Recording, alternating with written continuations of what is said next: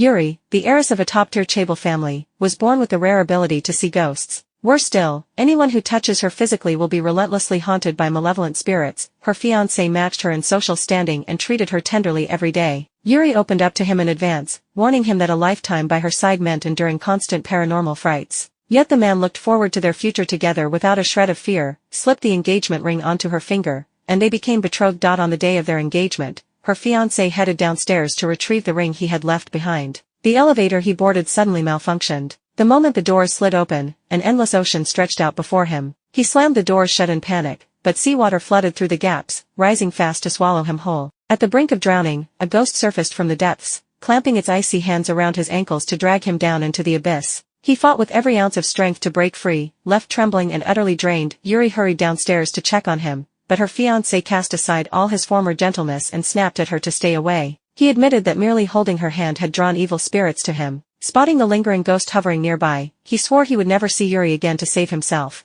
Watching his retreating, fleeing figure, Yuri's heart ached with sorrow. This was Yuri's secret. She could see ghosts, and anyone who made physical contact with her would be plagued by wandering spirits. Her former fiancé was living proof. To keep her secret hidden, she wore gloves every single time she stepped out and avoided touching strangers at all costs. Even when a small child tripped and fell right in front of her, she reached out to help only to pull her hand back at the last second. As a result, Yuri lived in constant loneliness. She had grown used to eating alone, feeding her fish alone, and even sleeping inside a small tent she set up for herself. This tent was her protective spiritual barrier, yet even inside this barrier, ghosts still disturbed her night after night. That evening, an unseen supernatural force slowly zipped up the tent's zipper. Long accustomed to such phenomena, she climbed out of the tent to grumble at the spirit for a while, telling it she held no prejudice against ghosts whatsoever. A shaman once told Yuri during a divination that to survive, she must obey the ghost's requests and help them fulfill their unfinishing earthly wishes. From that day on, she secretly aided lingering spirits in the shadows. Tonight, to help the ghost of a murdered victim locate its missing corpse, Yuri trekked up the mountain alone. After digging through the soil for a long time, she unearthed the victim's phone, which led her straight to the buried body. Just then, a man appeared out of nowhere. Yuri instantly assumed he was the killer and kicked him hard without a word. The man crashed to the ground but refused to back down. He scrambled to his feet and grappled tightly with Yuri. The night was pitch black, and the two tumbled together on the ground, neither willing to let go until patrolling security guards arrived to separate them. Once the misunderstanding was cleared up,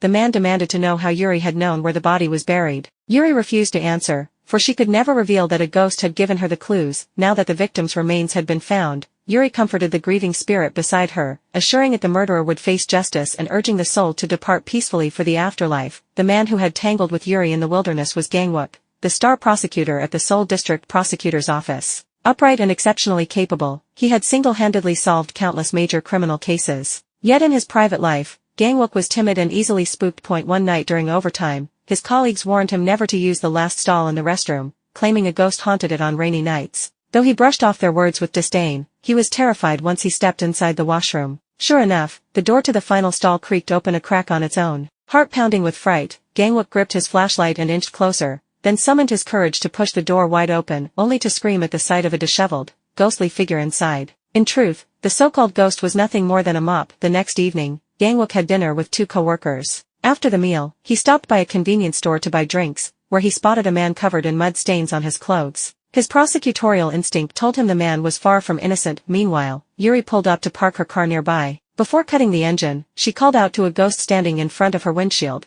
telling it to move aside so it would not block her view. Once she finished parking, Yuri spotted the odd man from the convenience store, sensing another ghost needed her help this time. When the man got into his car, she headed for a roadside public phone booth to call the police. Before she could dial, the man reversed and crashed into Yuri's vehicle, then attempted to flee the scene. At the critical moment, Gangwook rushed forward and shielded a young woman who was about to be hit by the car. Seeing the suspect speed away, Yuri abandoned her plan to phone the police, jumped into her own car and gave chase. Unexpectedly, Gangwook hopped into her passenger seat uninvited, claiming he could offer assistance. The moment they locked eyes, both flashed back to their chaotic tumble together on the mountain that night. Yuri was confused as to why Gangwook had randomly climbed into her car. Gangwook explained first that he had been drinking and could not drive legally, then flashed his prosecutor's badge, urging her to step on the gas immediately. Yuri hit the accelerator and pursued the fugitive. Gangwook acted as a human navigator directing her to turn left, yet Yuri swerved right without hesitation. What baffled him even more was that she seemed to be talking to invisible figures, shouting for some unknown presence to quiet down.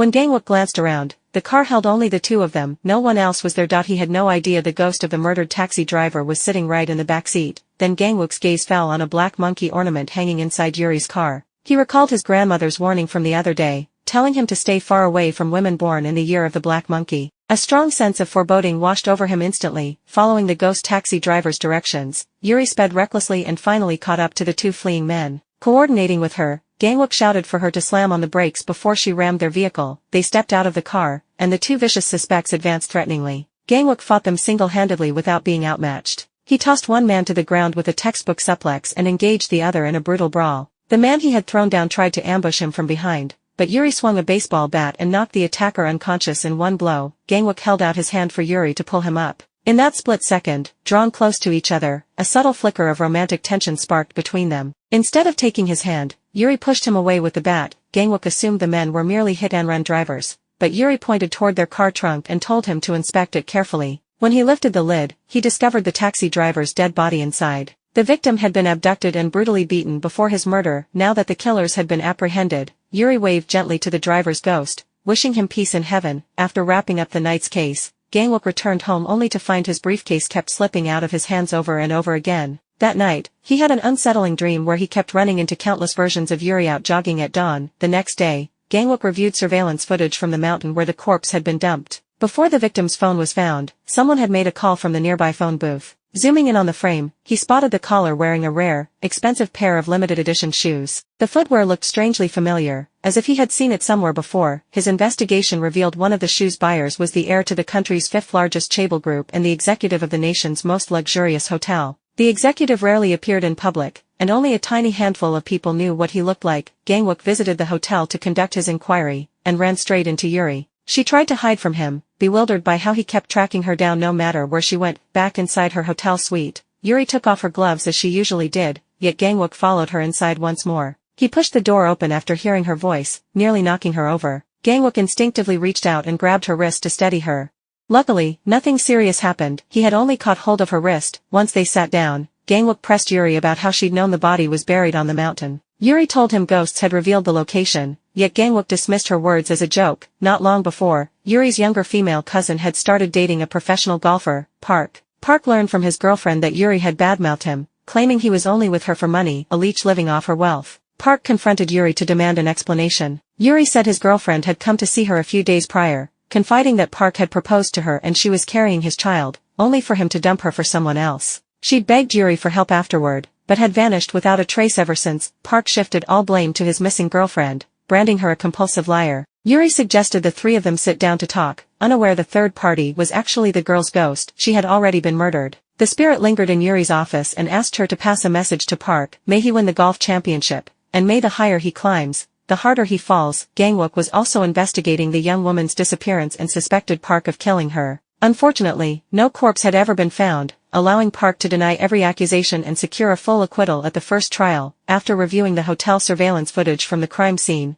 Gangwook spotted a long-haired woman pulling a suitcase checking into the room adjacent to the victim's suite. The same woman appeared in Park's phone gallery. Gangwook tracked her down and identified her as a flight attendant. She recalled Park had given her a ride when she was rushing to an interview with another airline. Having seen him many times in first class, she'd let her guard down. She insisted she had never set foot in that hotel, but hotel records confirmed her ID had been used there. She suddenly remembered she'd accidentally left her wallet in Park's car that day. Gangwook noticed another inconsistency. The flight attendant was right-handed, but the long-haired woman in the footage carried the suitcase with her left hand, and Park himself was left-handed. His colleagues later confirmed Park had purchased a wig from a hair shop. Gangwook headed to the hotel and discovered the two adjoining rooms shared an outdoor terrace. Anyone could easily climb over the railing to move between suites. Piecing all the clues together, he deduced Park's scheme. He wore the wig to disguise himself as the flight attendant, booked the neighboring room, snuck into his girlfriend's suite via the terrace, stuffed her body into a suitcase, and hauled it out of the hotel. Hotel security footage showed Park spent more than 20 minutes between leaving the victim's room and exiting the building. Gangwook theorized he'd used that window of time to hide the corpse, and the only conceivable hiding spot in the entire hotel was the water tank on the rooftop.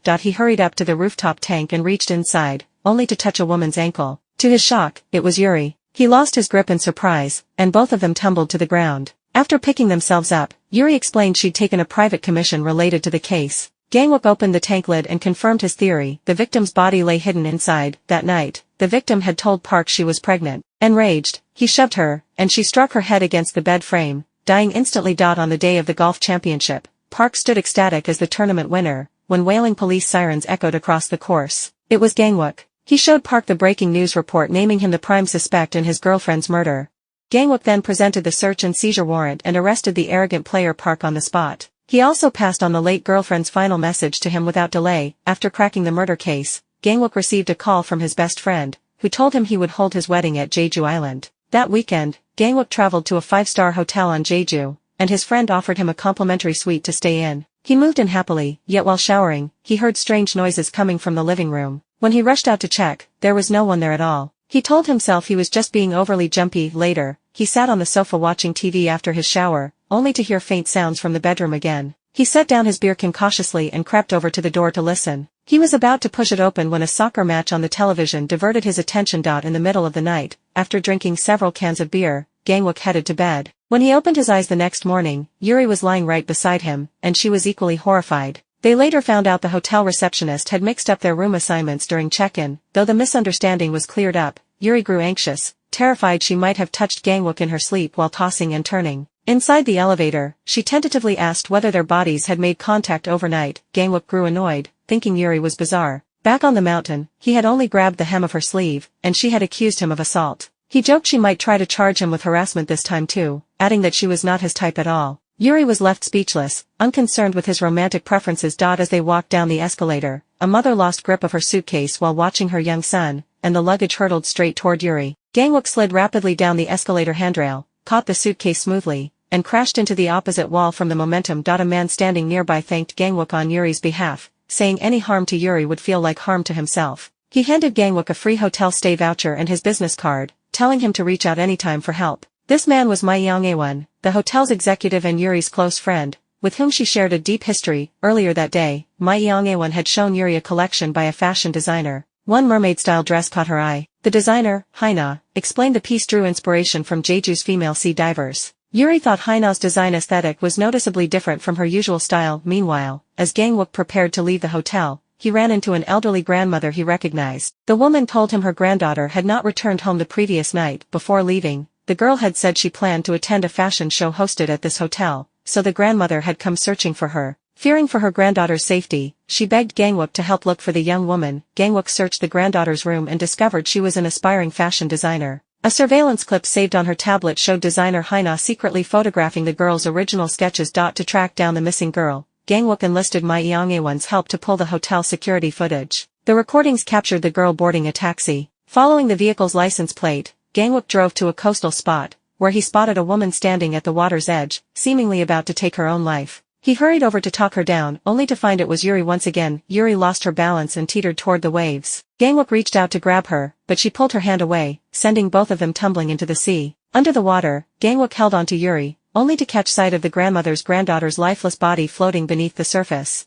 Gangwook headed to the seaside to hunt for case clues and unexpectedly ran into Yuri once again. Yuri slipped and fell into the sea. Gangwook jumped in to save her, only to discover the body of the missing young woman beneath the waves. After the body was pulled ashore, Yuri clutched the victim's cell phone she had found. Guided by the girl's lingering spirit, Yuri had learned the full truth of what had happened. Designer Haina had plagiarized the young woman's designs. The victim accused Haina of blatant theft. The mermaid-style sea diver dress had been crafted by the girl as she thought of her late grandmother. When Haina refused to admit the plagiarism, the victim showed her surveillance footage clearly capturing the theft. Enraged, Haina tried to snatch the phone. In the scuffle, it seemed the cell phone tumbled into the ocean. Then, catching the girl off guard, Haina cruelly pushed her into the sea. As she fell, images of her grandmother flashed before the victim's eyes, along with the dress she had designed based on her grandmother, a female sea diver. Fortunately, the phone had not fallen into the water after all. Yuri found it wedged in a crack between the rocks. Convinced Yuri would help her seek justice, the girl's spirit finally departed. Gangwook had wanted to ask Yuri how she kept turning up at crime scenes by sheer coincidence. Seeing how shaken she was after the near drowning, he held back his question.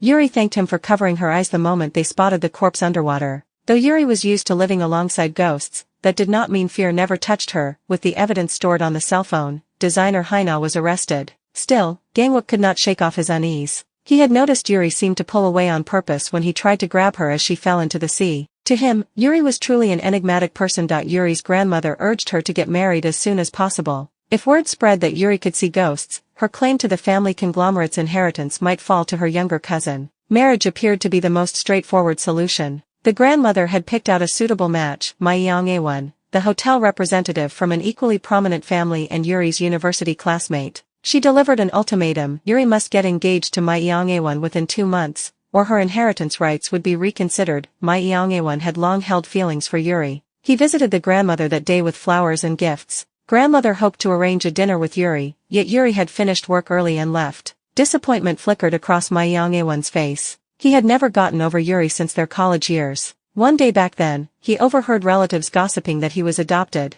Overcome with sorrow, he was comforted by Yuri, who covered his ears from behind, took his hand, and dragged him to the sports court to play ball and compete, easing his pain. Staring at the gift he had intended for Yuri, Ma Yang-ae-won sank into melancholy. Yuri's cousin Hyuri and Hyuri's mother coveted control of the group. Hyuri's mother, Yuri's aunt, requested a meeting with Ma Yang-ae-won and hinted she would invest in his acquisition project, but Ma Yang-ae-won turned her down politely. The aunt then brought up her daughter, hoping to match Hyuri with him. Meanwhile, Hyuri met with Player Park, her former lover. Although Player Park was imprisoned for murder, he claimed he would be released soon. His father was a congressman capable of manipulating public opinion. He swore once free, he would help Hyuri seize control of the conglomerate. After meeting Player Park, Hyuri blocked Yuri's path. Bringing up the rumors that Yuri could see ghosts, she vowed she would never allow a possessed shaman to inherit the group. Yuri remained calm and composed on the surface, yet her mind was in turmoil. Long ago, the grandmother had hired a shaman to perform a ritual to expel evil energy from Yuri and strip her of her ability to see spirits.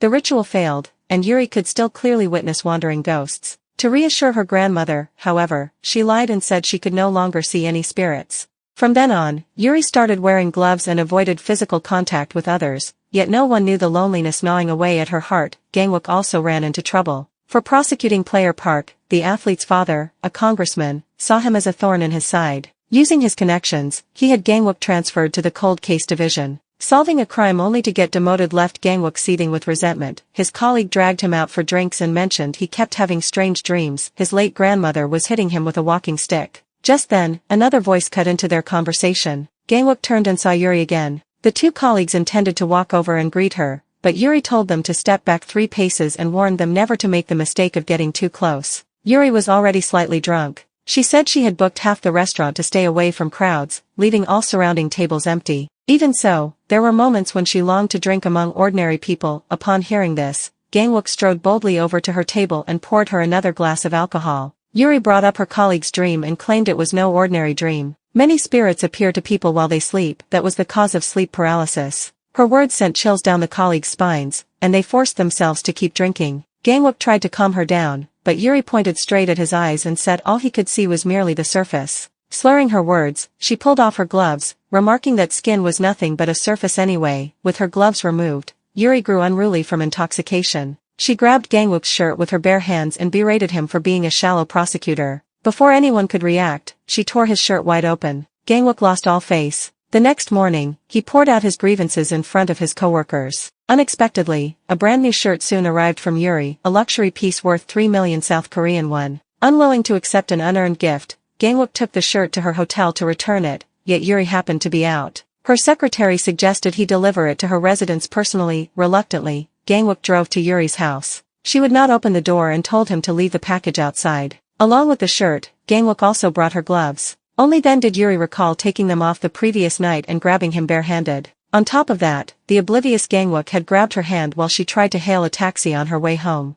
The memories drove Yuri to panic. Gangwook set down the gloves and prepared to leave, but Yuri opened the door and invited him inside. She asked whether he had started seeing things he never could before. Gangwook failed to grasp her implication. Then he spotted a young boy inside her home. Yuri quickly lied and said the child from next door was playing hide-and-seek at her place. Shortly after, a cabinet swung open on its own. Yuri claimed the boy must have pulled the prank. Gangwook insisted on joining their hide-and-seek game and dragged Yuri into the wardrobe. When they heard the cabinet door creak open outside, Gangwook scrambled out. The boy got frightened and darted away. Oblivious as ever, Gangwook noticed nothing odd. That evening, Yuri paced anxiously, unsure if she ought to call Gangwook. Meanwhile, Gangwook was jolted awake in the middle of the night when his living room television switched on by itself. He caught a fleeting shadow inside his apartment. He hurried out to check, only to see the boy from Yuri's house charging straight toward him. Terrified, Gangwook turned and ran, immediately phoning Yuri to say the hide-and-seek boy had followed him all the way home. Yuri rushed over with soju and told him to drink a few cups to steady his nerves. Once Gangwook relaxed a little, she leaned in and whispered the truth into his ear, leaving him utterly stunned. Yuri searched Gangwook's apartment for the boy but found no trace of him. When she glanced at the mirror, she saw the child clinging to Gangwook's back. Horror washed over Gangwook. He screamed and twisted wildly, trying to shake the boy off. Yuri pulled him aside and told him to stay calm. When they looked again, the boy stood right in front of them. Yuri harbors a special secret. Anyone who touches her hand can see ghosts. At first, Gangwook refused to believe it. He repeatedly reached out to touch her hand, only to unlock the ability to see spirits for real. That night, Gangwook was haunted by the ghost of a young child, terrified and at a loss. Yuri arrived just in time to calm him down. Mustering his courage, Gangwook took the little ghost's hand and followed him deep into the mountains, where they came upon a car crash site. After checking the details, Yuri learned the victim was the boy's father. She immediately called an ambulance. Guided by the child's spirit, they found his younger sister trapped and still alive inside the wreckage. Once the siblings' family was safely rescued, the boy bowed to express his gratitude before fading away into specks of dust. Afterward, Gangwook pressed her for the truth. Yuri confessed she survived a yacht accident back in university, yet failed to save her friend who had been with her. Ever since then, she has been able to see wandering spirits, and anyone who touches her hands gains the same sight. Before long, rumors spread that Yuri could see ghosts. To avoid bringing trouble to others, she chose to live alone. The one small comfort, as Yuri understood, was that those exposed to her would only see spirits for roughly a month, after which ghosts would stop appearing to them. For Gangwook's sake, Yuri hoped he would keep his distance. Instead, Gangwook took her hand. He now understood how painfully lonely her years had been. Compared to everything she endured, 1 month of seeing ghosts was nothing to him. What Gangwook had not anticipated was how unbearable the sight of spirits would be for an ordinary person. That very night, a female ghost trapped him in sleep paralysis. For days afterward, no matter where Gangwook went, all kinds of phantoms appeared out of nowhere. Even while jogging in the morning, a horde of female ghosts charged straight toward him. Overwhelmed by fear, Gangwook collected small religious statues from every faith: Buddhism, Christianity, primitive folk magic. He gathered them all, hoping some deity would respond and drive the ghosts away. To bolster his courage, he dragged his colleague to watch horror films. While his colleague enjoyed the movie, a trembling Gangwook kept firing off questions: why female ghosts always had long straight black hair, and why child spirits liked clinging to people's backs. After barely 1 week, Gangwook was already mentally drained. Then that night, a ghost banged violently on his front door. He called Yuri begging for help, yet she steeled her heart and hung up. The noise outside gradually faded. Gangwook opened the door slightly to peer through the crack, only to discover the female ghost was hovering directly above his head. Terrified, he sprinted straight to Yuri's house, but she refused to unlock the door. Yuri knew how much he was suffering, yet she could not grow closer to him. For his own good, listening to Yuri's gentle words, Gangwook suddenly felt weak and pathetic. He only needed to endure 1 month. Such suffering paled in comparison to Yuri's lifelong burden. He comforted her instead, telling her he would endure it on his own. Unable to bear seeing him struggle, Yuri shared several tips for dealing with spirits. The most important rule was to ignore them, conceal all fear, and act completely unconcerned. Gangwook followed her advice and buried himself under the covers to sleep. Her method worked. Ghosts remained present, yet with unwavering composure and deliberate indifference, Gangwook slowly grew accustomed. He began walking straight past spirits, meeting the gaze of female ghosts, and even sleeping soundly in rooms crowded with phantoms. Yuri stayed in contact with him via video call, teaching him countermeasures such as sprinkling salt at the doorway and eating garlic. With these methods, Gangwook persevered day after day. The coming night marked the final day of the 1-month period. In high spirits, Gangwook opened a video call, bought champagne, and planned an early celebration with Yuri. Through the video call, the two raised their champagne glasses for a virtual toast. Gangwook expressed his gratitude to Yuri. Without her guidance, he would never have overcome his fear. He hoped they could remain online friends, checking in on each other over the internet in the days ahead. Yuri turned him down. She asked that they pretend not to know each other if they ever met again. She refused to let Gangwook get dragged once more into her cursed fate. With that, Yuri waved goodbye to him on the screen. Though they had parted ways, Gangwook's heart felt heavy, and Yuri felt the same sorrow. The next day, she could not stop thinking about Gangwook even while working out. Ma Yangwon asked Yuri's cousin about her, saying he had called Yuri many times with no answer. The cousin mentioned Yuri had been meeting a prosecutor lately, and Ma Yangwon immediately thought of Gangwook. As she spoke of Gangwook, an idea occurred to the cousin. Eager to seize the inheritance, she visited Player Park in detention. She had guessed Yuri's tip-off had supplied Gangwook with evidence to arrest him. The cousin proposed an alliance. Once released, Player Park would carry out a task for her and ruin Yuri's chance to become the heir. Soon afterward, Gangwook learned Player Park had been released from custody. He was furious, yet his superior informed him the prosecutor general had personally approved the discharge. Unwilling to accept the outcome, Gangwook went to meet Player Park on the day of his release. He brought up the secret vault belonging to Player Park's father and warned the father and son to stay out of trouble. Player Park replied with hostility. He uttered Yuri's name and threatened to strike at Gangwook's greatest weakness. Gangwook's gaze sharpened. Without realizing it, Yuri had grown incredibly important to him. That night, Gangwook drove outside Yuri's residence. After lengthy hesitation, he called her, but she did not pick up. Yuri suspected she was being followed. She pulled her car over to verify, and several men suddenly rushed from the opposite vehicles, charging toward her wielding clubs. Unable to reach Yuri, Gangwook headed home dejectedly. Over dinner, Gangwook brought up the year of the monkey his grandmother had once mentioned. His grandmother explained the year itself was not a Lomond. Gangwook's horoscope clashed with it, so he must never grow close to anyone born in the year of the monkey. She rambled that the outside world was dangerous and forbade him from going out that night. Gangwook noticed not a single ghost lingered inside the house. Still, fearing danger to Yuri because of Player Park, he intended to drive to see her, only to be stopped and dragged back to his room by his grandmother. Gangwook had no idea Yuri had been kidnapped. Player Park was the mastermind behind the abduction. Player Park demanded to know whether Yuri truly could see ghosts and if a spirit had led them to the body of the woman he had murdered. Yuri refused to answer. Player Park revealed capturing proof of Yuri's supernatural ability was the deal he had struck with her cousin. To destroy Yuri's reputation completely, he planned to inject her with illegal drugs and fabricate a scandal against her. Yuri's life hung in the balance. At the critical moment, Gangwook burst in. Moments earlier, he had spotted words written on the bathroom mirror, "Come find me," and realized Yuri was in mortal danger. Gangwook single-handedly overpowered Player Park's men and tried to escape with Yuri. Cruelly, Player Park slammed his car into them at full speed. Gangwook's colleagues arrived and rushed him to an ambulance. His condition remained critical during emergency treatment at the hospital. In the corridor, Yuri's eyes welled with tears, consumed by guilt. She believed everything that had happened to him was her fault. Recalling Gangwook's gentle words, she broke down emotionally. When she lifted her head, Gangwook suddenly stood before her. Tears streamed down Yuri's face. Had Gangwook turned into a ghost? Overwhelmed by grief, she stepped forward and tightly embraced the kind prosecutor. Yuri is kidnapped. Gangwook rescues her. But as they flee, Player Park, the man behind the abduction, hits them with his car. Watching Gangwook seemingly beyond saving in the hospital, Yuri is consumed by overwhelming guilt. Just then, Gangwook walks toward her. Yuri bursts into tears and hugs him tightly. Only when she feels his heartbeat thumping steadily against her chest does she suddenly realize the figure before her is not Gangwook's ghost. Gangwook explains that he survived. Doctors pulled him back from the brink of death. Yuri breaks down in tears once more, chiding him for making her worry for nothing. Doctors complete Gangwook's final checkup.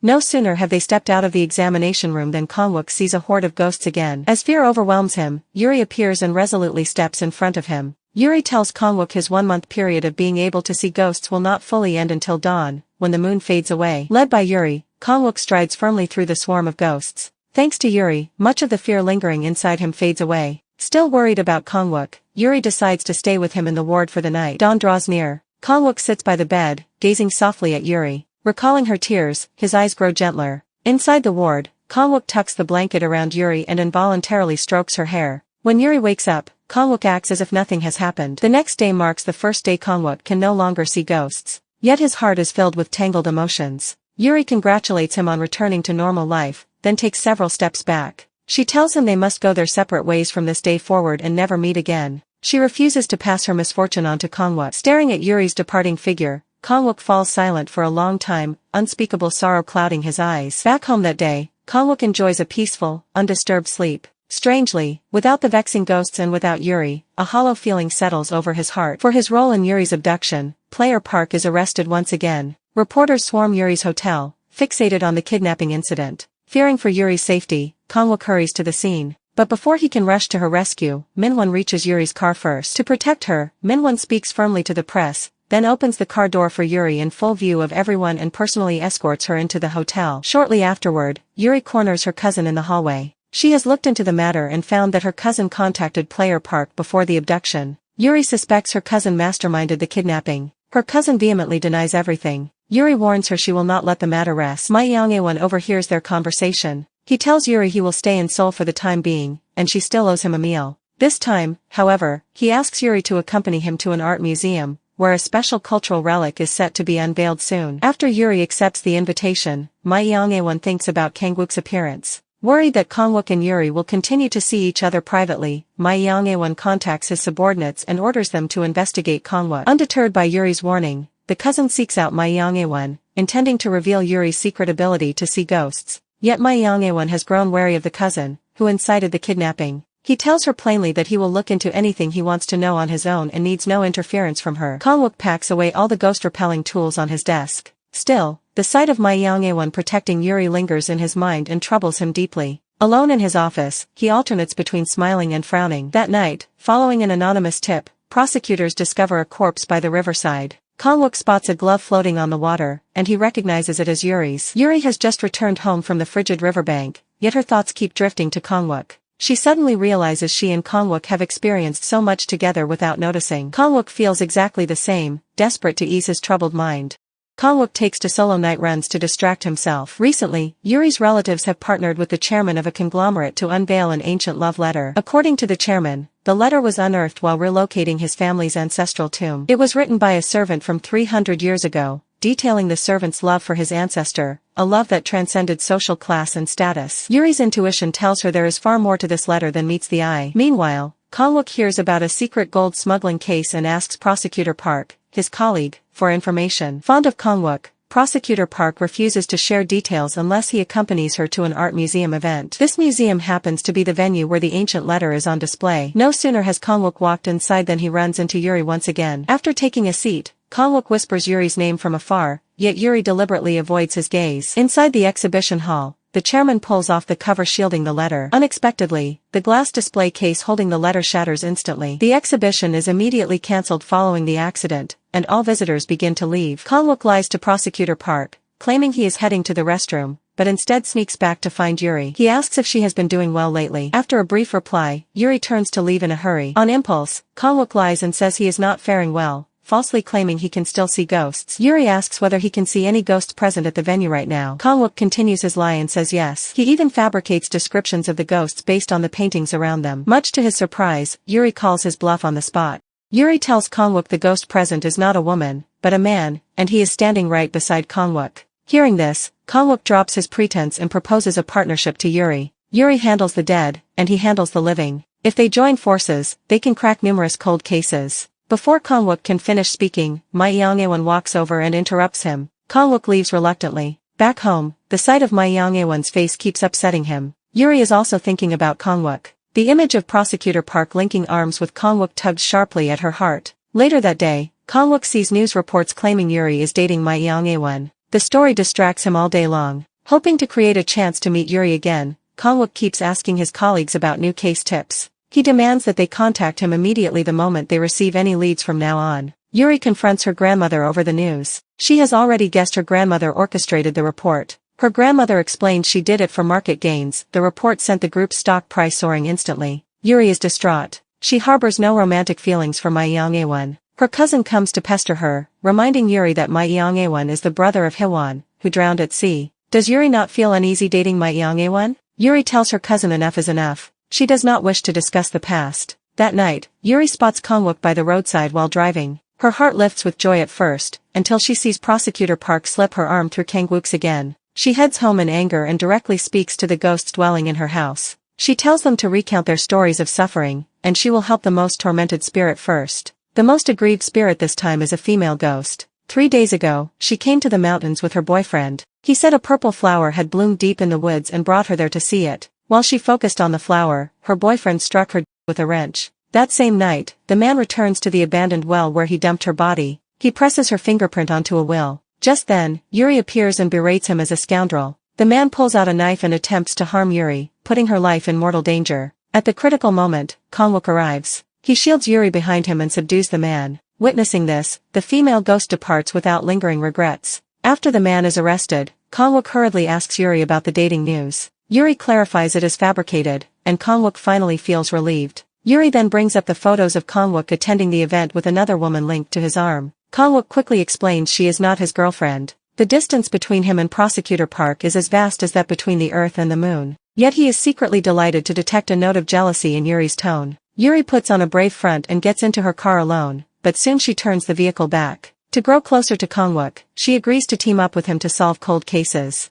That night, Yuri and Kangwook resolve to launch a joint investigation into the cold cases. To prevent trouble, they set ground rules. During the investigation, they must share all information, yet keep a proper distance while together. Even when sitting side by side, they have to leave one empty seat between them. The case they aim to probe now revolves around the 300-year-old love letter. According to Yuri, the ghost she saw at the gallery is a painter from the Joseon dynasty. The story the painter told her is the exact opposite of the widely accepted version. As recounted by the painter, 300 years ago, he and Wajyeong were lovers. Their happiness did not last long, however. Prince Gangpyeong, a member of the royal Wang clan, became obsessed with Wajyeong. To seize her, Prince Gangpyeong abused his power to frame the painter, who was convicted and tortured. To spare her lover's life, Wajyeong was forced to become Prince Gangpyeong's concubine. One night, Wajyeong tried to run away, only to be discovered by the prince. He killed her right in front of the painter. To cover up the murder, Prince Gangpyeong deliberately took an empty palanquin up the mountain for an outing. He then spread rumors that Wajyeong had vanished deep in the mountains. Kangwook suspects the painter might be lying. After all, the love letter written by Wajyeong was discovered inside Prince Gangpyeong's coffin. To uncover the truth, Kangwook drives into the mountains to visit a household said to own the painter's surviving artworks. After searching, he finds a painting titled Butterflies and Blossoms. Comparison confirms that half of the painting matches the exhibited love letter perfectly. It turns out the letter was originally part of this artwork. Since Butterflies and Blossoms was painted by the artist,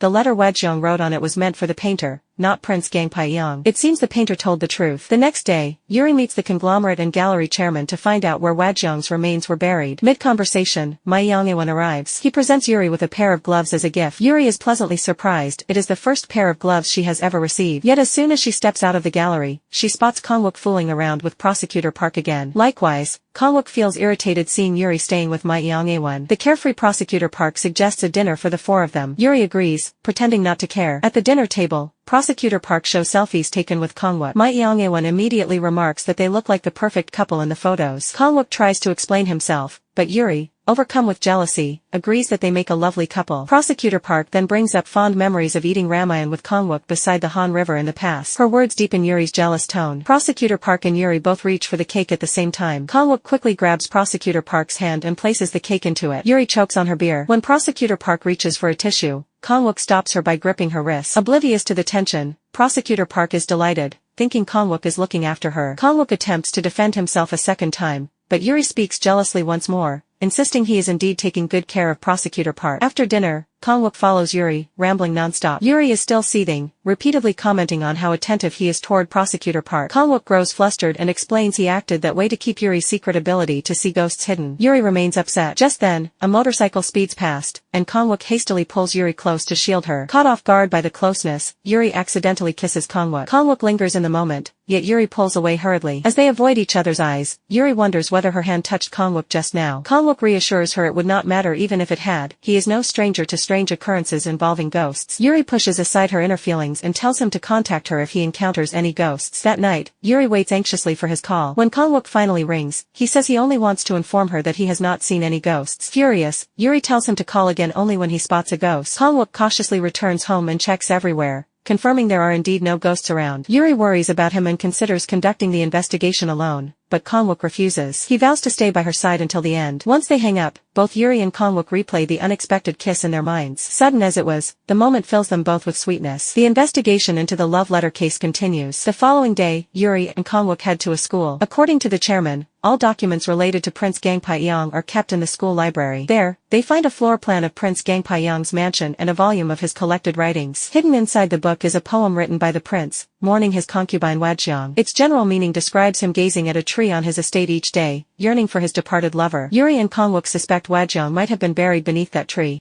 Fortunately, manager Lee's art gallery stands on the former site of Prince Gangpyeong's mansion, and the tree still survives, covered with vivid camellia blossoms at present. Yet Yuri and Kangwook both know the chairman will never allow them to dig on this land without permission. Recently, Kangwook has started leaving work right on time. His two colleagues assume the only woman who can make him get off work punctually is his grandmother. In truth, the person Kangwook intends to meet is Yuri. That night, Yuri stands beneath the tree, catching falling petals in her palms. Gazing at the innocent Yuri before him, Kangwook's eyes are filled with tenderness. Kangwook also tells Yuri he has come up with a plan regarding Wajyeong. According to regulations, construction must halt immediately if cultural relics are uncovered during excavation on private land for protection purposes. Still, Kangwook's scheme requires Yuri's cooperation to succeed. The next day, Yuri meets manager Lee and offers a large sum of money to buy the camellia tree. Manager Lee refuses to sell it, explaining the tree is a famous tourist spot for visitors. Yuri then proposes a trade, offering an extremely rare ancient pine from her family in exchange. That evening, Manager Lee calls to accept the deal. Shortly afterwards, Kangwook phones Yuri and detects tension in her voice. Earlier that night, Yuri's grandmother suddenly collapsed from illness. When Yuri rushes over, she finds Ma Yang-aewon looking after the now-conscious grandmother. Yuri reaches out toward her grandmother but pulls her hand back at the last second. She longs to embrace her family yet cannot bring herself to do it. Once Yuri calms down, her grandmother speaks earnestly. Afraid she can no longer protect her granddaughter, she urges Yuri to get engaged to Ma Yang-aewon. Only the engagement can help Yuri win support from shareholders and solidify her position as heir. When Yuri returns home, she calls Kangwook to tell him about her grandmother's collapse, but says nothing of the proposed engagement to Ma Yang-aewon. The following day, fearing complications to their plan, Yuri immediately begins excavating around the camellia tree. Halfway through the work, heavy rain suddenly falls, forcing them to suspend the digging. At that moment, Yuri receives a call from her grandmother, summoning her to a family dinner. It seems her grandmother plans to announce Yuri's upcoming engagement during the meal. Kangwook is utterly stunned upon hearing Yuri will soon be engaged. Amid the rainy night, the family dinner unfolds, with everyone harboring different thoughts. Before the grandmother can speak, Yuri's cousin cuts in, saying she has invited a special guest, Yuri's former fiancé. To strip Yuri of her inheritance rights, the cousin privately contacted the ex-fiancé, hoping to collaborate with him and expose Yuri's secret ability to see ghosts. As footsteps draw near, a triumphant smile creeps across the cousin's face, certain her scheme will succeed. To everyone's shock, the guest who walks in turns out to be Kangwook. Beneath the stunned stares of all family members, Yuri walks over to Kangwook with a victorious smile and announces that she and Kangwook are preparing to get engaged. Yuri, a wealthy heiress, hires a man to be her fake fiancé. Unexpectedly, genuine love blossoms between them, yet they face enormous risk of their secret being exposed. Rejecting an arranged family marriage, Yuri teams up with Kangwook to lie. At a family gathering, they claim they are going to get engaged. Her younger female cousin keeps picking on them, convinced the whole thing is an act. Ma Yang-won also remains skeptical. He says he wants to have a proper talk with Yuri and Kangwook,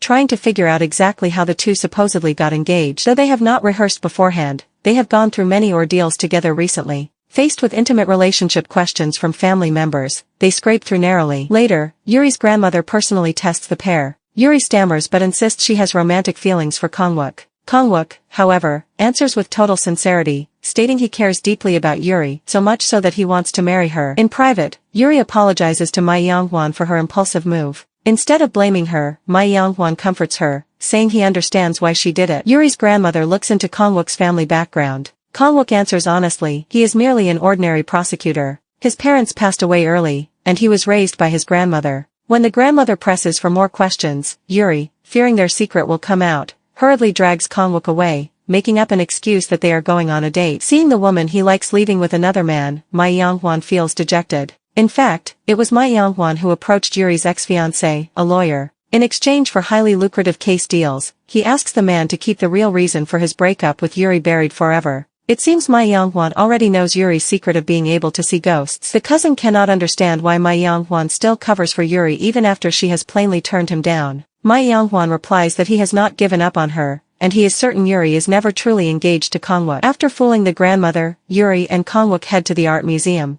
Work is underway to dig around the camellia tree. Following their earlier plan, officials from the National Heritage Administration halt the excavation after receiving a tip-off about buried cultural relics. The board chairman has no choice but to order the unearthed coffin opened. Just as Yuri predicted, the coffin holds the remains of Wajong, the Gizang. 300 years ago, after murdering Wajong, Lord Gangpyeong buried her body under the tree. He swore that even in death, he would never let her be united with the painter she truly loved. Now that her remains are unearthed, the talisman on the bones loses its power. Wajong's spirit regains freedom and finally departs this tainted place hand in hand with her beloved painter. Afterwards, Yuri tells the chairman the full story of Lord Gangpyeong seizing love by force. She warns him not to market his business using this fabricated romantic tale. Kangwook begins to grasp Yuri's persistence in seeking justice for the departed. To her, these ghosts are not ancient figures from 3 centuries past, but vivid, living individuals standing right before her eyes. Kangwook's 2 colleagues refuse to believe he is dating Yuri. They clearly remember how not long ago he acted as if he barely knew her and even spoke ill of her inside the car. Kangwook tries every way to make excuses, talking about adjustment phases and cooling off periods for couples. Yuri's 2 secretaries are equally unconvinced that she is genuinely in a relationship.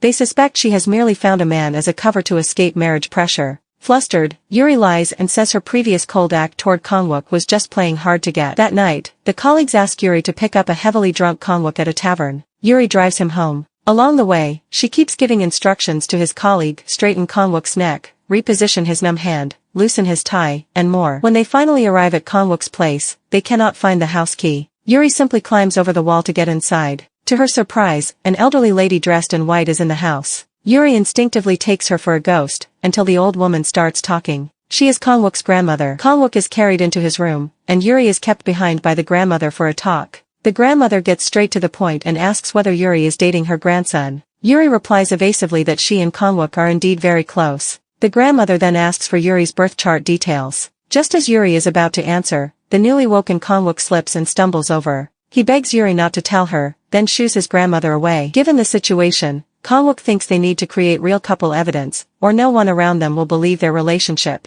They go to an arcade, a popular spot for couples. To Kangwook's astonishment, the wealthy heiress Yuri turns out to be a highly skilled gamer. She excels at claw machines, shooting games, and racing games. Kangwook busies himself taking photos with her. They took a photo together after every game they played. In the end, they also took plenty of sweet photo booth stickers. Besides creating photographic proof, the two decided to share their hobbies with each other. Kangwook enjoys jogging along the riverside, so Yuri keeps him company. They eat instant noodles together by the Han River. Yuri loves rock climbing, and Kangwook learns it step by step. Yet during the climb, Kangwook slips and falls onto the mat. On impulse, Yuri pulls back her forbidden hands. As they gaze into each other's eyes, Kangwook cannot hold back his urge to kiss her. Unfortunately, Yuri's phone rings right then, and Kangwook has no choice but to stop. Okari, Yuri's aunt and the younger cousin's mother, is lobbying and winning over shareholders. She brings up the sudden broken engagement 6 years ago. Back then, the group's stock price suffered from the cancelled engagement. Shareholders tried to oust Yuri from the representative candidate list, but Yuri's grandmother stood firmly by her side,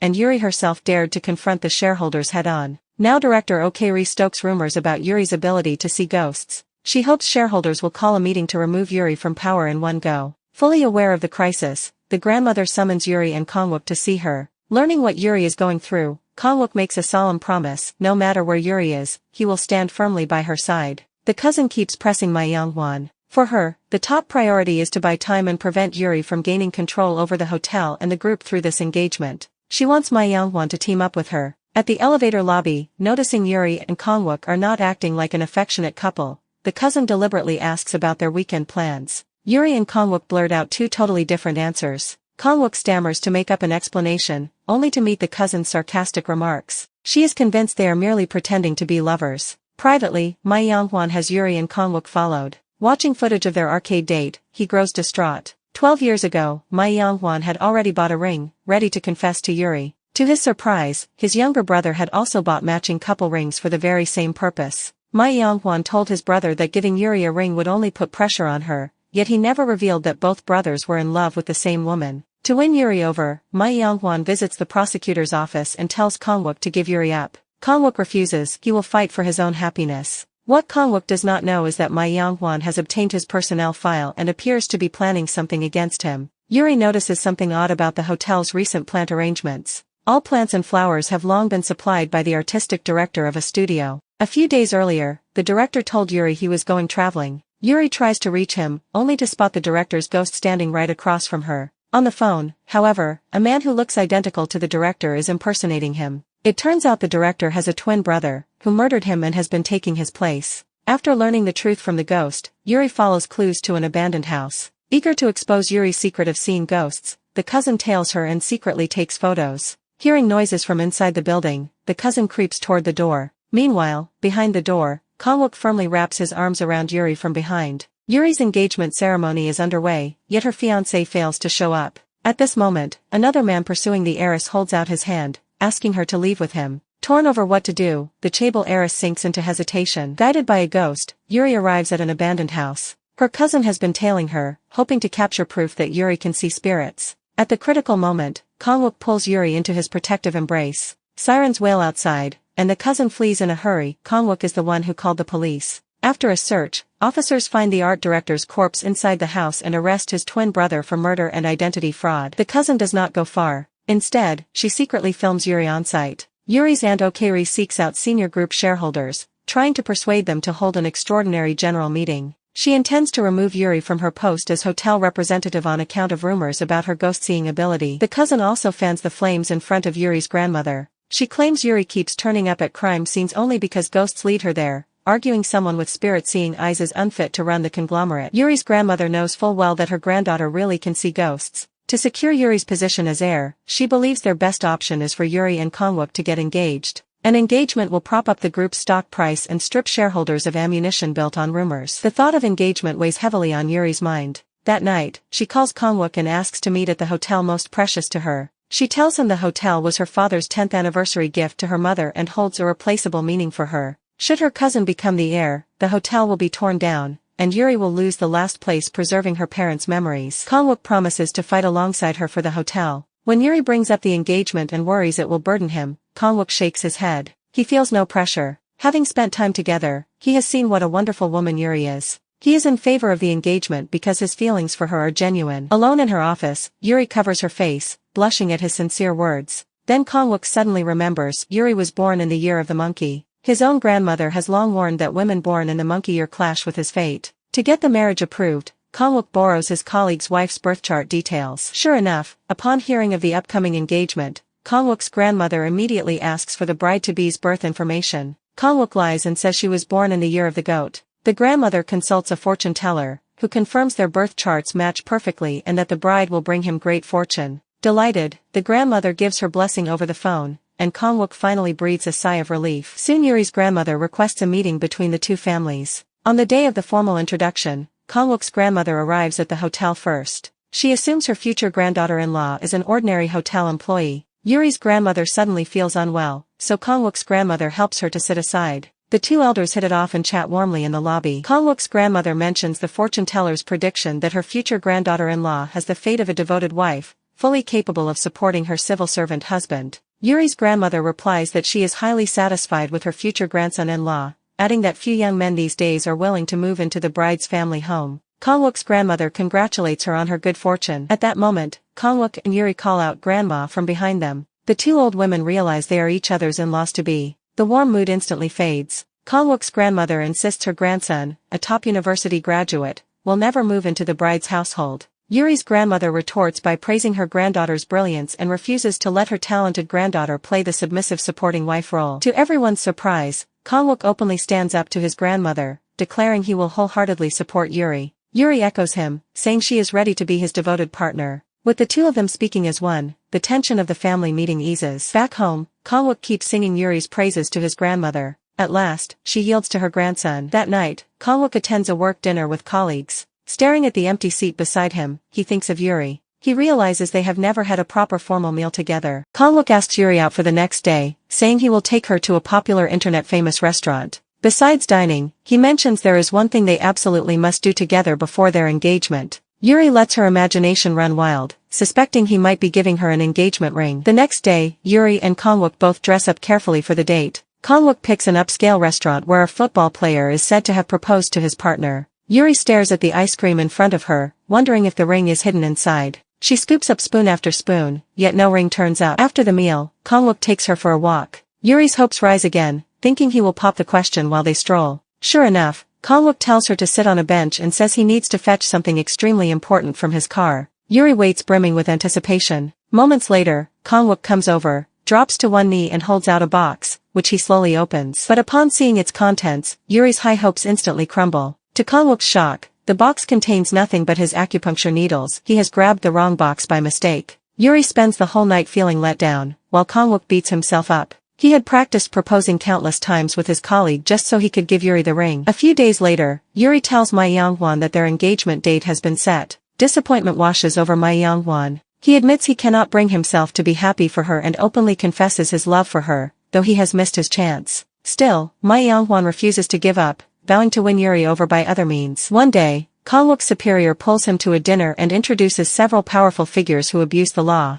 The superior has heard rumors that Kangwook is about to marry into a wealthy family and expects him to get free golf vouchers from Yuri's conglomerate. Refusing to join their corrupt circle, Kangwook walks straight out of the banquet. What Kangwook does not know is that the dinner was arranged by Ma Yonghwan, hoping to dig up dirt on him. Later, the superior reports to Ma Yonghwan that Kangwook has virtually no skeletons in his closet. The worst they can do is reassign him to a rural post. Ma Yonghwan decides a demotion is not enough to hurt Kang-wook. He uses his connections to meet a senior shareholder of Yuri's group and promises to pay off the man's loans and secure his shares. In return, the shareholder must back Ma Yonghwan and Yuri. Yuri's grandmother soon learns about the share-related developments. To safeguard Yuri's position as heir, she urges her granddaughter to get engaged to Kang-wook as soon as possible, so she can transfer her shares to Kang-wook. Before long, Yuri and Kang-wook's engagement banquet arrives. The weather, which had been clear, suddenly turns heavy with rain. Recalling her broken-off engagement 6 years ago, Yuri is overcome with a bad premonition. Kang-wook steps into an elevator, which starts shaking and making strange noises. While Yuri frets anxiously, Ma Yonghwan stops her. He confesses that 6 years ago, he witnessed Yuri's former fiancé run away out of terror of ghosts. That was when he found out Yuri can see spirits. Ma Yonghwan confesses his feelings for her once more and warns her that Kang-wook might abandon her out of fear, just like her ex-fiancé. He holds out his hand, telling Yuri she can safely take it.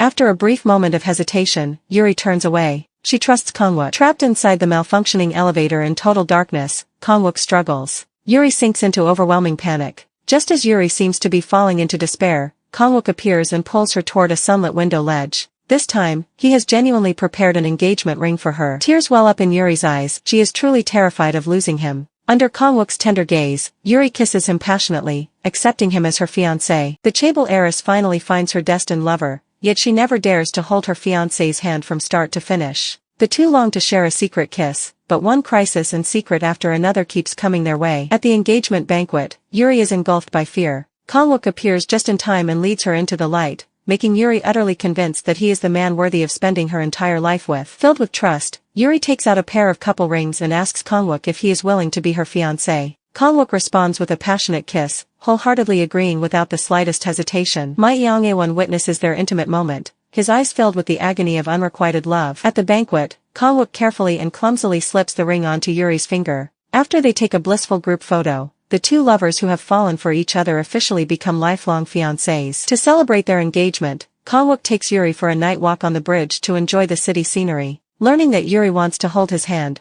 Kang-wook immediately reaches out to her. Yuri tells him not tonight, but promises that one day, she will hold his hand freely and without restraint. Kang-wook gently embraces Yuri, believing that day will come soon, and vows to figure out every difficulty with her side by side. The day after Yuri's engagement, her aunt Okri begins to stir up trouble among the shareholders. She attempts to convene an extraordinary general meeting of shareholders and pass a motion to dismiss Yuri from her position. Yuri's team analyzes the current situation and confirms that Okri currently holds a slight advantage. Thus, Yuri's top priority is to contact and win over wavering shareholders as soon as possible. Before reaching out to the shareholders, Yuri calls Kang-wook, telling him that an emergency has arisen at the company and that she will contact him once she has dealt with it. Yuri spends the whole day making non-stop calls to potential shareholders who might support her. Throughout this period, Kang-wook waits anxiously for her reply. Fully aware of Yuri's predicament, Ma Yonghwan chooses not to offer any help. Instead, he asks Yuri's cousin out for drinks. Seeing Ma Yonghwan's persistent affection for Yuri, the cousin asks when he first fell in love with her. Ma Yonghwan cannot pinpoint an exact time. Growing up, he had to watch others' moods and tread carefully with every step he took. Yet everything is different with Yuri. She lets him drop all his guards and worries, allowing him to feel relaxed and at ease. Ma Yonghwan admits that his pursuit of Yuri this time is reckless, risky, and even a desperate gamble, but he has no choice but to press on. While Yuri is still striving to win over shareholders, she turns around and finds Kang-wook standing right behind her. Unable to hold back his longing, Kang-wook confesses that he misses her terribly, worried that she has encountered trouble or that he has done something wrong. Yuri tells him the truth, explaining that she is doing her best to persuade the shareholders but making little progress, and will likely have to work through the night. Upon hearing this, Kang-wook firmly decides to stay and accompany her. Even if he cannot help with the work, he insists on making her coffee to keep her company. That night, Kang-wook stays up late with Yuri as she works overtime. He tells her to take off her gloves, hoping she can relax and be comfortable when she is with him. Yuri smiles and removes her gloves. At this moment, Kang-wook notices a name on the shareholder list. Yuri explains that the woman is one of the hotel's major shareholders. After her son passed away, her daughter-in-law Ms. Han inherited a portion of the shares. Yuri is gathering materials, planning to win over Ms. Han and gain her support. Exhausted from staying up late working, Yuri accidentally falls asleep on the sofa. Kang-wook pulls his fiancée gently into his arms. As Yuri slowly opens her eyes, Kang-wook cannot resist the urge to kiss her, only to be abruptly interrupted by the secretary. The secretary informs Yuri that she has found Ms. Han's whereabouts. She is holding an exhibition in Singapore. As Yuri looks through the documents, her eyes meet Kang-wook's once again. He tries to kiss his fiancée a second time, but the inconsiderate secretary rushes over again. The secretary has already gotten Ms. Han on the line. After talking with Ms. Han and confirming a meeting, Yuri decides to go on a business trip to Singapore. Learning that Yuri is going abroad alone, Kang-wook grows uneasy at the thought of not seeing her for days. He even considers asking for official business approval to follow her there. Yuri soothes him, saying she will only be gone for a few days. Kang-wook promises to see her off at the airport on the day she leaves for Singapore. Kang-wook rushes to finish all his daily work on time to keep his promise. Unexpectedly, his superior assigns him a large number of new case files. Despite the heavy workload, he still hurries to the airport,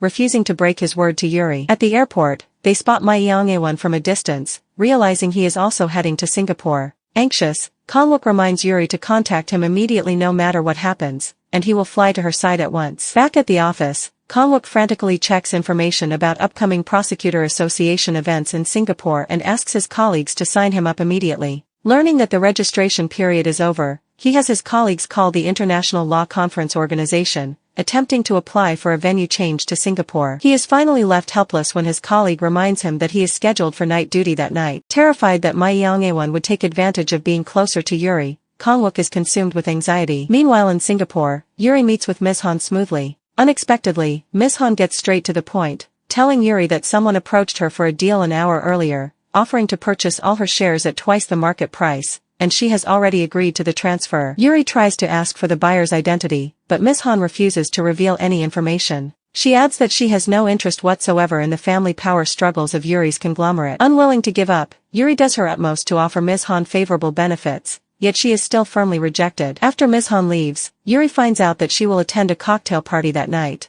Clinging to her last chance, Yuri heads to the party venue, where she unexpectedly runs into Ma Young-ae. As the two talk, someone suddenly jumps into the swimming pool. The scene jolts Yuri's long-forgotten memories crystal clear, bringing her back to a cruise ship 12 years ago. Back then, Ma Young-ae's younger brother Hewan had a crush on Yuri and gave her his most precious pendant, which was said to ward off ghosts and evil spirits. To Hewan, if any danger arose, he would sacrifice his own life without hesitation to save Yuri. Before long, disaster struck. Yuri witnessed Hewan arguing with his elder brother Ma Young-ae. In the middle of their dispute, the cruise ship ran aground. Amid the violent turbulence, both Hewan and Yuri fell into the sea one after another. Recalling the painful past, Yuri asks Ma Young-ae if he still remembers the pendant Hewan gave her. She clearly remembers Hewan personally putting the pendant on her neck, yet it is no longer on her person. Ma Young-ae shakes his head, claiming he has never seen the pendant. At this moment, Yuri's subordinate reports that Ms. Han left the venue half an hour ago. Little does Yuri know that the person who bought Ms. Han's shares is none other than Ma Young-ae.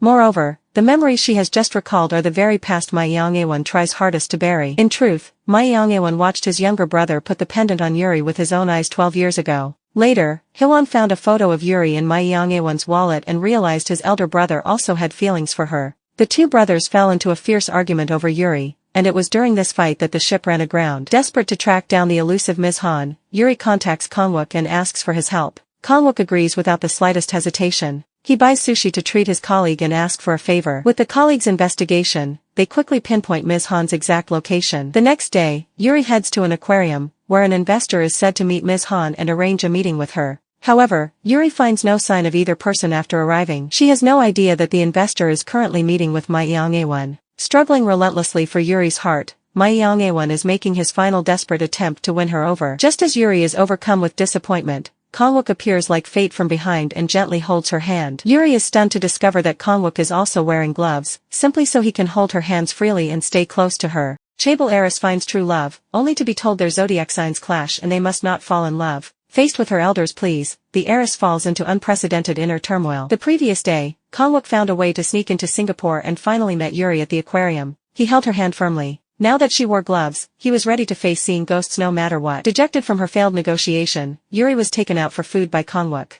Chatting while watching the fish swim by, Yuri gradually eased her tense nerves. At that moment, Kang-wook's information-savvy colleague called, reporting they had located Ms. Kim. Kang-wook and Yuri hurried over and spotted Ms. Kim across the bridge. Yuri tried once more to persuade her. She confessed her real goal was not merely keeping her executive position, but protecting the hotel left behind by her parents. From Kang-wook's investigation, Yuri learned Ms. Kim also had something precious to safeguard, an art gallery personally designed by her father. Plagued by huge debts caused by her brother's reckless expansion, Ms. Kim had been forced to sell the gallery to speculators. Yuri made her offer. If Ms. Kim voted for her at the shareholders' meeting, she would get the gallery designated a provisional national cultural heritage site. their conglomerate would purchase it and place full management in Ms. Kim's hands. Even so, Ms. Kim remained hesitant and asked for time to think it over. Yuri gave her a special gift, hoping it would prove her sincerity. After the talk, Kangwook took Yuri shopping to pick out gifts for their grandmothers and colleagues. What began as gift shopping soon turned into a romantic date for the two of them. That night they had barbecue at the night market. Every moment spent with Yuri felt precious to Kangwook.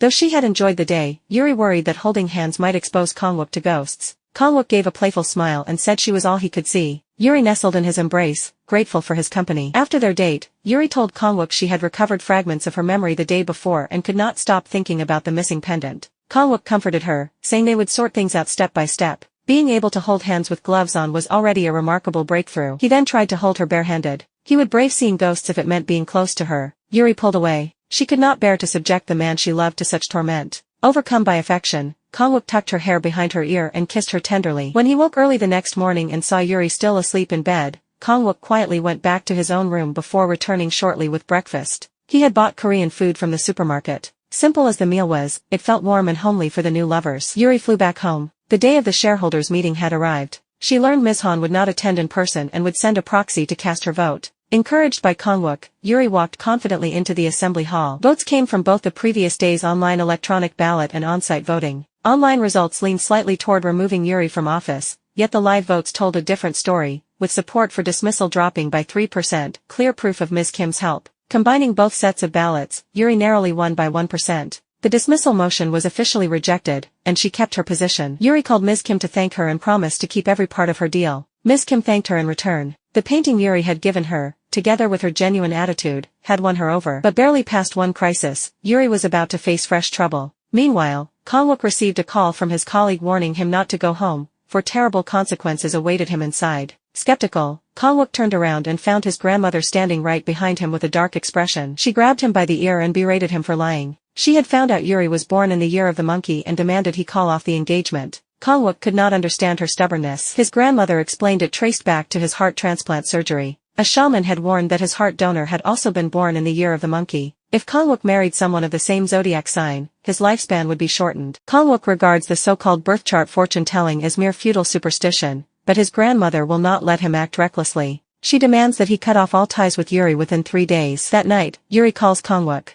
Not content with just talking over the phone, and learning that Yuri misses him too, Kangwook quickly gets changed and heads out to meet her. Before leaving, he lies to his grandmother, saying he is going to the convenience store. Upon seeing Yuri, Kangwook rushes over and embraces her. Having been apart for several days, he misses his fiancée terribly. When they are alone, Kangwook asks Yuri whether she would travel to the future or the past if she had a time machine. For Kangwook, he would choose the future. He wants to see their shared hobbies, the restaurants they visit, the movies they watch, and every little moment they spend side by side. Yuri gives the opposite answer. She wants to go back to the day of the cruise ship accident. Her thoughts keep lingering on the missing pendant. She has checked the list of items recovered from the scene, yet the pendant is nowhere to be found. Kangwook promises to help. He believes clues might turn up if they can track down the emergency rescuers who were present back then. The next day, Kangwook calls to say he has gotten in touch with one of the rescuers. He takes time off work and drives Yuri to meet the man. No sooner have they stepped out of the car than they spot his grandmother. Kangwook hastily pulls Yuri behind the vehicle to hide. His grandmother thinks she must have imagined it. She phones Kangwook and warns him once again that he must never be with someone born in the year of the monkey. She adds that if Kangwook cannot bring himself to end things, she will go and talk to Yuri's grandmother herself. Yuri overhears the conversation. Flustered, Kangwook explains the situation, insisting the shaman's prediction is totally unreliable and telling Yuri not to worry. Later, they successfully meet the emergency rescuer. Yuri draws a rough sketch of the pendant from memory. Looking at the drawing, the rescuer recalls that the pendant fell onto the ground at the scene and was picked up by a man who claimed to be Yuri's family member. While Yuri is still puzzled, breaking news comes out, alleging that Yuri colluded with a congressman in a bribery scandal linked to the art gallery. Kangwook immediately launches an investigation, only to be informed by his superiors that he is being transferred overseas. Someone has heaped exaggerated praise on him in front of the prosecutor general as a covert way to undermine his position.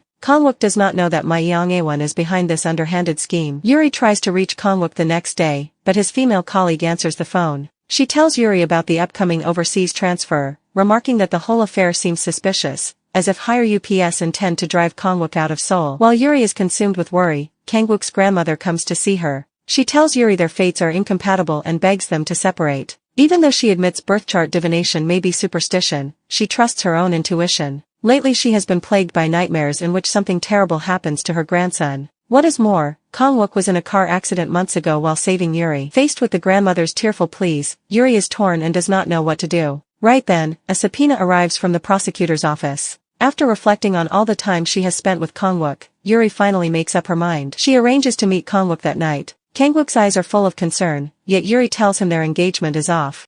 Yuri stifles her grief and breaks up with Kang-wook. Eyes reddened, Kang-wook begs her not to believe in groundless fortune-telling about birth charts. Yuri replies that everything happening to her is already illogical. What is more, she has just learned from his grandmother that Kang-wook underwent a heart transplant. Under these circumstances, she cannot let him get dragged into her perpetually anxious life. Kang-wook tries to persuade her to hold on at least until the current crisis blows over. Recalling the grandmother's warning, Yuri knows she must make a clean break to let him move on. Putting on a cold-hearted act, she insists their relationship is over. Watching her resolute retreating figure, Kang-wook cannot hold back his tears, hurt and helpless. Back home, weeping, he confronts his grandmother, questioning why she insists on tearing them apart. In his eyes, her actions are not truly for his own good, but merely for her own peace of mind. Heartbroken, Kang-wook sinks into despair all night. Yuri suffers just as deeply, still utterly in love with him. The next day, Yuri receives news that Ma Young-hwan is maliciously buying up shares in her family's company. Realizing his ulterior motives, she arranges to meet him. Beyond corporate matters, she confronts him over his lies regarding Ji-hwan's pendant.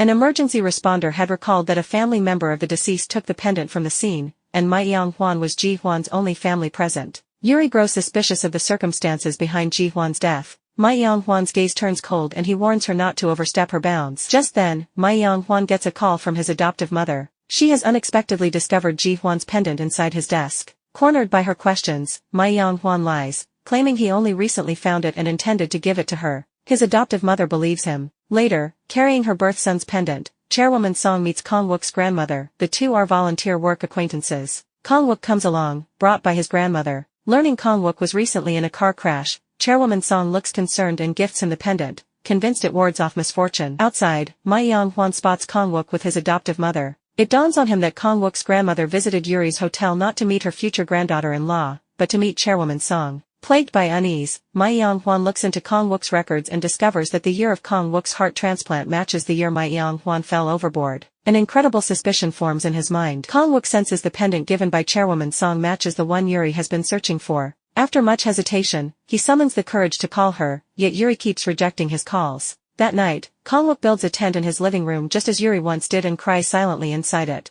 Overwhelmed by memories of their happy times together, Yuri is also consumed by sorrow. The next day, Yuri is summoned to the prosecutor's office. News has leaked alleging she colluded with Congressman Park, father of player Park, to accept bribes through the art gallery. She is taken in for questioning. Deeply worried, Kang-wook asks his colleague Prosecutor Park to handle the case strictly by the book. Calmly, Yuri presents her evidence to Prosecutor Park. Her lawyer also compiles substantial proof showing Yuri's Aunt Ok Lee is the real accomplice of Congressman Park. Though released from investigation, Yuri panics facing swarms of reporters. Kang-wook pushes through the crowd, rushes to her side, shields her with his coat, pulls her close and escorts her away. On the road, Yuri asks him to pull over. Kang-wook says he needs a moment of her time. Alone together, he shows her the pendant and points out the marking on its back, promising to investigate based on this clue. In return, he begs her never to bring up breaking up again. He tells her to wait for him. Once things settle, he will convince his grandmother and resolve everything. To pull Yuri through the investigation crisis, Kang-wook takes an enormous risk and files a report against Mayor John, who colluded with Ok Lee. Coinciding with the election period, higher authorities launch an investigation into Mayor John and issue an arrest warrant for Congressman Park. Cornered, Congressman Park commits suicide. Yuri narrowly escapes disaster, yet trouble falls upon Kang-wook. For reporting a high-ranking official, he receives another transfer order to a local branch prosecutor's office. Good news arrives at the same time. His intelligence-gathering colleague has tracked down the artisan who made the pendant. Eagerly, Kang-wook contacts Yuri but refuses to tell her the address, insisting they go together. That night, following the address, they visit a shaman.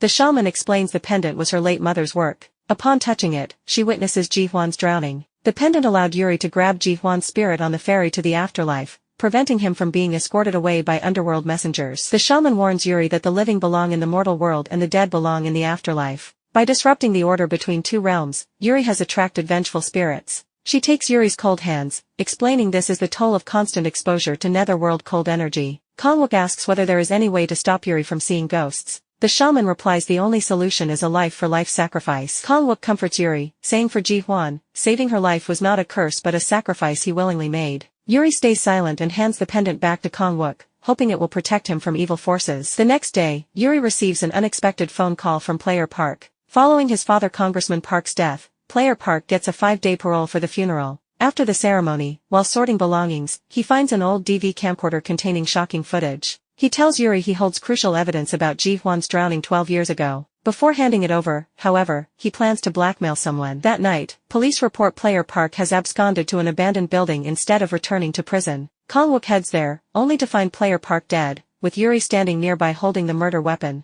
She becomes the prime suspect, subject to investigation, while the real culprit Ma Young-hwan remains at large. In truth, Player Park intended to blackmail Ma Young-hwan. He was present on the yacht the day of the accident, and his DV captured everything. The footage shows Ma Young-hwan arguing with his brother Ji-hwan. When the yacht ran aground, Ji-hwan nearly fell overboard. Tormented by his inferior status as an adopted son, Ma Young-hwan cruelly lets go of his brother's hand. Player Park threatened Ma Young-hwan for 10 billion won with the video. Ma Young-hwan struck him down from behind. Seeing Yuri's incoming message, Ma Young-hwan decides to frame the woman he once loved. He fakes messages from Player Park luring Yuri to the crime scene. At the murder site, Kang-wook discovers an exquisite cufflink on the ground. Player Park was wearing casual clothes and would never have worn cufflinks. As Kang-wook prepares to send the evidence for testing, a car speeds toward him. Yuri spots it and shoves Kang-wook out of the way, taking the full impact of the crash herself. Her life hangs in the balance. After the car crash, Yuri is rushed to hospital. As her condition turns critical, Kang-wook collapses in the hospital corridor. Doctors confirm his fainting spell stems from hyperventilation brought on by extreme stress, rather than any cardiac issue. Hours later, Kang-wook regains consciousness. His first question concerns Yuri's condition. The doctor tells him her prognosis is grave and the family should prepare for the worst. Overwhelmed by grief he has never known before, Kang-wook prays desperately. While praying, he overhears his grandmother on the phone with Ma Young-hwan's adoptive mother.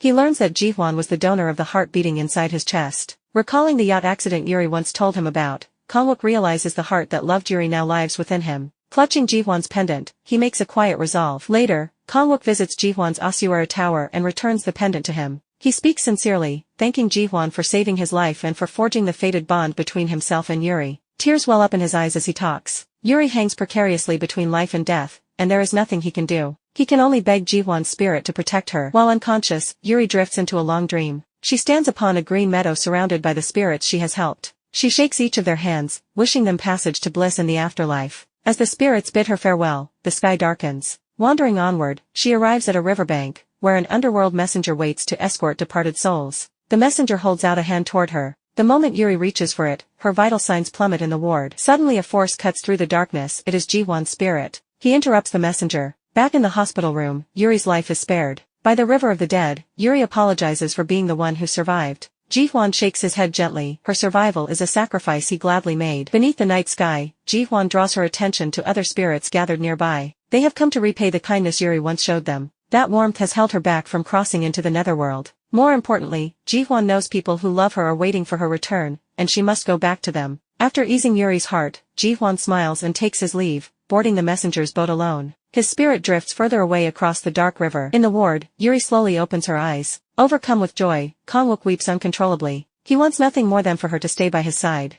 Having witnessed this brush with death, Kang-wook's grandmother finally understands genuine affection outweighs all superstition. She apologizes to Yuri for her earlier conduct and wholeheartedly wishes the young couple lasting happiness. Yuri gradually recovers. Kang-wook brings her home. Once they hold hands, Yuri realizes she can no longer see ghosts. A huge weight lifts from her shoulders. Kang-wook dotes on his fiancée, telling her to focus fully on recuperation. Meanwhile, Kang-wook keeps investigating Player Park's murder. The driver responsible for the hit-and-run claims he dozed off behind the wheel, yet Kang-wook is certain the man was fully awake. His briefcase containing the suspect's cufflink was stolen from the crime scene in the chaos, and the surveillance cameras happened to be broken. Several nights later, Kang-wook dines with colleagues. Missing Yuri terribly, he abandons the dinner and calls her right in front of them. Their obvious affection makes those around them envious. Worried about Kang-wook burdening himself further, Yuri secretly travels to Player Park's hometown. Hoping to uncover new clues, she finds a DV camcorder inside the house, though its memory card is missing. As she searches, she hears a door creak open in the dark. Grabbing a baseball bat, she hides in a corner, only to discover the intruder is Kang-wook. Elsewhere, through hostile takeovers, Ma Young-hwan stands poised to inherit his adoptive mother's company. On the same day, a memorial service for Ji-hwan is held at a temple. From the podium, Ma Young-hwan delivers hollow tributes and expresses gratitude toward his mother. After the service, Chairwoman Song prepares to officially name Ma Young-won the company's new chairman. Yuri suddenly bursts into the venue. The previous night, she and Kang-wook had found a golf ball in Player Park's residence, and the missing memory card was hidden inside it. Yuri plays the footage on site. The video captures Ma Young-won releasing Ji-hwan's grip and letting him fall into the sea. His true nature is laid bare for everyone present. Shocked, Chairwoman Song vows to launch an investigation. Panicking, Ma Young-won contacts his legal team and tries to sue Yuri for defamation. Yuri steps forward and confronts him about what he did to Ji-hwan. Remorseless, Ma Young-won argues that no one understands what it was like living constantly in another person's shadow. Everything he craved, the company, his mother's love, and even Yuri, had always belonged to someone else. As Ma Young-won vents his grievances, Kang-wook arrives with police officers and arrests him for Player Park's murder. While Ma Young-won was celebrating his imminent succession, Kang-wook had executed a search warrant on his office. Hidden inside a safe was a camera that clearly recorded Ma Young-won murdering Player Park. Player Park had brought the camera to the crime scene, and Ma Young-won had taken it afterwards. Following Ma Young-won's arrest, Ok Lee, who was tied to his corrupt schemes, comes under investigation. The powerful family falls from grace. 1 year later, Yuri's cousin works as a low-level concierge at the hotel, while Ok Lee goes to prison after taking full blame for the crimes. Having overcome countless hardships, Yuri becomes the company chairwoman. She can now hold other people's hands freely and enjoys a sweet romance with Kang-wook. Kang-wook also receives good news. His transfer order is revoked and he is promoted to chief prosecutor. On a bright, clear day, Yuri and Kang-wook stroll hand in hand outside the hotel. This simple, precious dream Yuri once cherished has finally come true.